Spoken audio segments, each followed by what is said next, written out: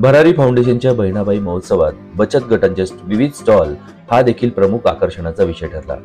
शनिवार आणि रविवारच्या सुट्टीनिमित्त जळगावकरांनी या महोत्सवाला हजेरी लावून मनसोक्त खरेदीचा आनंद घेतला। त्याचप्रमाणे स्वादिष्ट पदार्थांचा देखील या ठिकाणी भरपूर असा आस्वाद घेतला।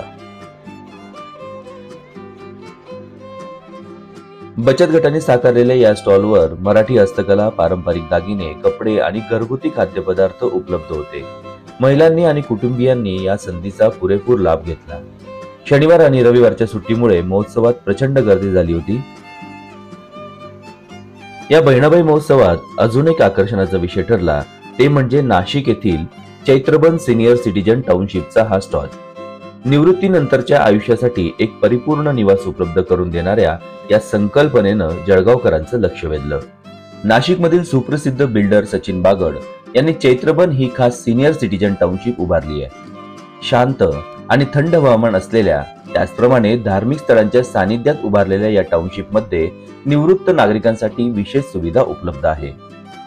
चैत्रबन मध्ये उत्तम सोयींनी परिपूर्ण अशा निवासस्थानांमध्ये माफक खर्चात सुविधा उपलब्ध करून दिल्या आहेत, ज्यामुळे निवृत्तीनंतरचं जीवन आनंदी आणि सोयीस्कर होणार आहे।